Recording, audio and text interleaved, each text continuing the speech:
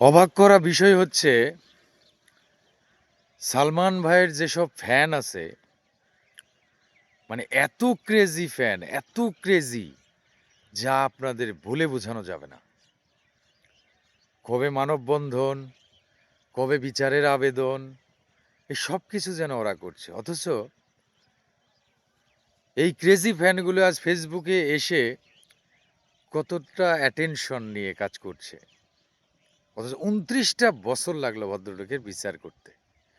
২৯টা বছর, ১-২ বছর নয় কিন্তু। ২৯ বছর পর আইসা সেই বিচারের আওতায় আসছে অপরাধীরা। কি ক্রেজি ফ্যান এনারা!